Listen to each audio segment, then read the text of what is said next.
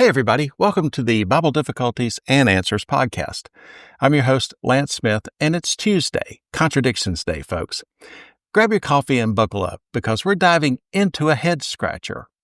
Do Christians know how to pray?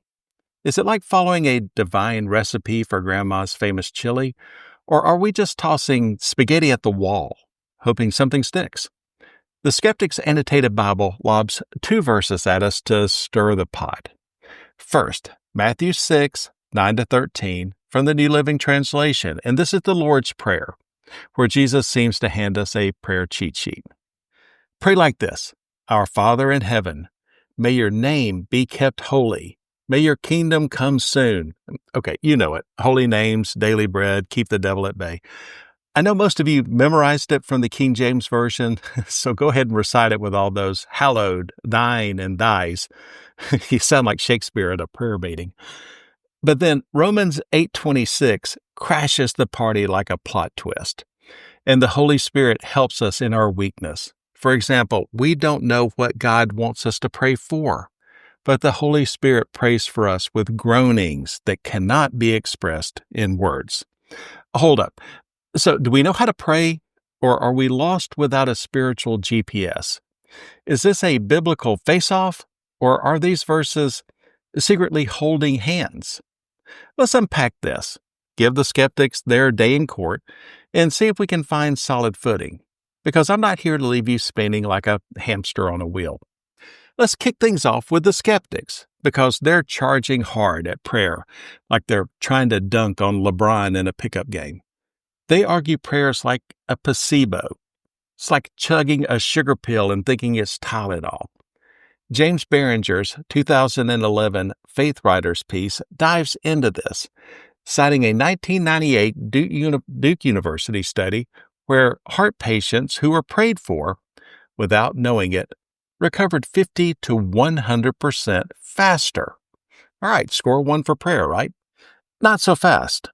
A later Duke study showed prayer made no difference, and folks who knew they were prayed for actually fared worse.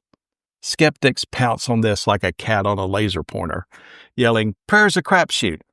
They accuse Christians of cherry-picking the first study, but let's be honest, they're snagging the second one like it's the last slice of pizza. Barringer calls this confirmation bias, and it's a draw. Both sides are guilty. The skeptics also love what's known as the no true Scotsman fallacy argument. Here's the deal. It's when someone says, all Scotsmen love haggis, and you point out one who doesn't, and they go, well, he's not a true Scotsman. It's sneaky, right? Skeptics say Christians pull this when prayers go unanswered, claiming you didn't have enough faith or you prayed wrong. It's like saying your soup's bad because you stirred it counterclockwise. It makes prayer seem unfalsifiable, dodging the issue.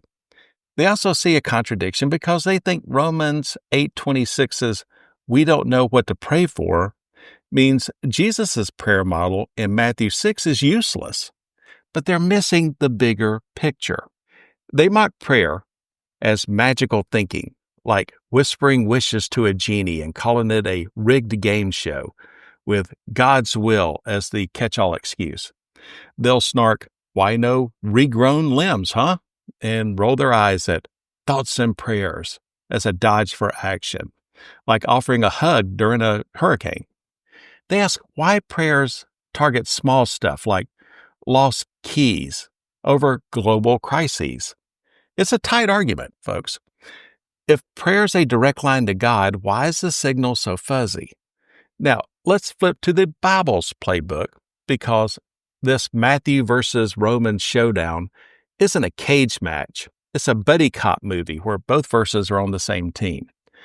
Matthew 6, 9-13 is Jesus laying out a prayer blueprint, like a master chef saying, here's how you whip up a spiritual souffle. The Lord's Prayer isn't a script to drone through. It's a framework. Praise God, seek His will, ask for needs, forgive, and steer clear of temptation. Ross McCall's Crew.org article calls it a guide for building a relationship with God, not a spell to chant. You can pray it aloud, silently or scribble it in a notebook.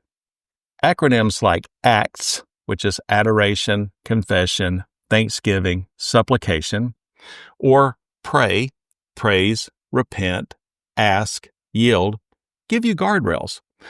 Full disclosure, I fumbled these acronyms like I'm trying to juggle flaming torches, but they're solid tools. The takeaway? Jesus gives us a clear how to pray, a structure that's been steering Christians from ancient catacombs to suburban Starbucks. Then comes Romans 8:26, where Paul seems to say, nice blueprint, but sometimes you're still lost in the sauce.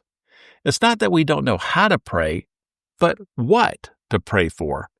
Ever been so stressed you just mutter, God, fix everything? I remember a time when I was praying for a job, stressing so hard I could barely form words. All I got out was, God, please. Turns out the Spirit was already on the job, and the no I got led to something better. That's the weakness Paul's talking about. John Herbert's Maranatha Baptist University piece hits it. Our human limits mean we're not always tuned to God's frequency. Maybe you're praying for a promotion, but God's got a humility lesson queued up. Or you're pleading for healing, but He's crafting something bigger. Romans 8:26 says, the Holy Spirit swoops in like a divine editor, turning our rough drafts into Pulitzer-worthy prayers with groanings too deep for words.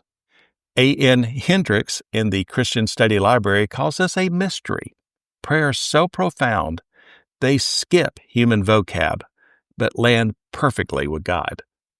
Let's zoom in on those groanings because they sound like something from a haunted house. David Huffstutler's August 2024 blog clarifies they're not random moans, but metaphorical, inaudible petitions the Spirit crafts in our hearts. Unlike creation's groans or our own longing for redemption, as Romans 8:22-23, the Spirit's groans are laser-focused, syncing our prayers with God's plan. BibleRef.com adds that the Spirit's like a down payment on our future glory, carrying our unformed needs to God. It's like your jumbled thoughts become divine poetry for God. The Spirit ensures our cries, wordless or not, reach Him. This Spirit-driven prayer is a game changer, especially when you consider the bigger picture. Romans 8 isn't just about prayer. It's about hope in a broken world. BibleRef.com notes that Christians live in tension, longing for future glory while groaning with creation in present suffering. The Spirit's intercession isn't a band-aid, it's a lifeline, tying our prayers to God's eternal plan. It's like having a cosmic translator who turns your garbled SOS into a symphony for God's ears. This counters skeptics' jab about small prayers. Prayer aligns us with God's will, from car keys to global crises. The Spirit ensures even our weakest prayers contribute to that bigger story. So, is there a contradiction? Nope. It's a 1-2 punch. Matthew 6 is the instruction manual. Romans 8 is the tech support when you can't find the on button. Jesus teaches us how to pray, structure, heart, focus on God's glory. Paul admits that what we pray for, it can get foggy, but the Spirit's there to clear the haze. Think of it like painting a house. Jesus hands you the brushes and the color swatches, but when you're paralyzed by indecision, the Spirit grabs a roller and gets to work. Together, they ensure our prayers aren't just noise, but a bridge to God. Prayer's not just about answers. It's about trust. The Lord's Prayer's Our Father sets an intimate tone, not a vending machine vibe. Romans 8:26 reinforces this by showing God meets us in our weakness, not our perfection. Skeptics might scoff at unanswered prayers, but the Spirit's role means no prayer is wasted. Even when we pray for the wrong thing, God's still working, like a GPS rerouting you after a missed turn. This perspective shifts the skeptic's no true Scotsman critique. Faith isn't about praying perfectly, but trusting God's plan, even when the answer's no. Back to the skeptics, because their punches, while heavy, don't land a knockout. The placebo jab, prayer feels good but does zilch, it has some bite.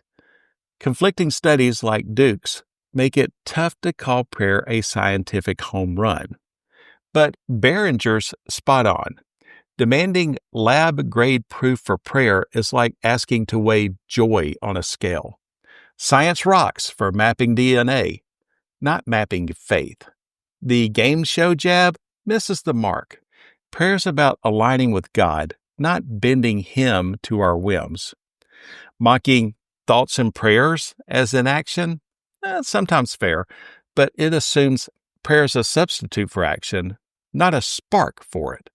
The toughest blow? Unanswered prayers like unhealed bodies. It stings, but it's not a checkmate. God's not a cosmic Amazon Prime. Faith trusts His plan, not our wish list. Here's where we anchor with conviction.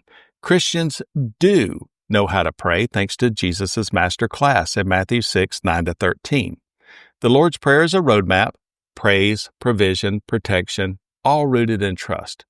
But we're human, and Romans 8:26 owns that. We're frail, often lost on what's best, and that's fine. The Holy Spirit's intercession turns our stammers into symphonies. Unanswered prayers hurt. I've been there. Staring at the ceiling, wondering why God's silent.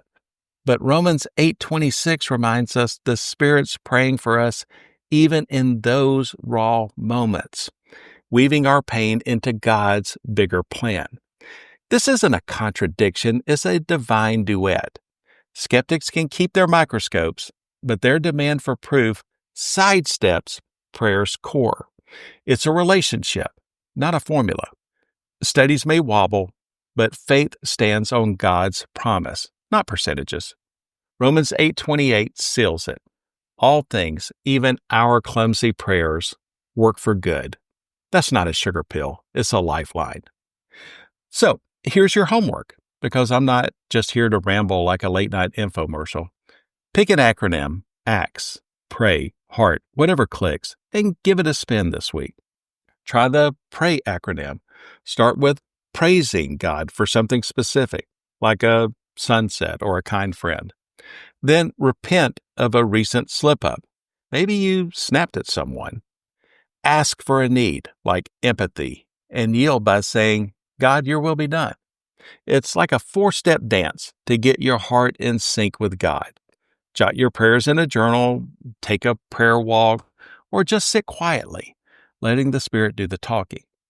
The Bible's clear. We've got a model, a helper, and a God who's listening, whether we're reciting Matthew 6 or groaning wordlessly. Skeptics can debate their stats. We'll lean into the promise of a God who hears. Prayer is not about nailing the shot.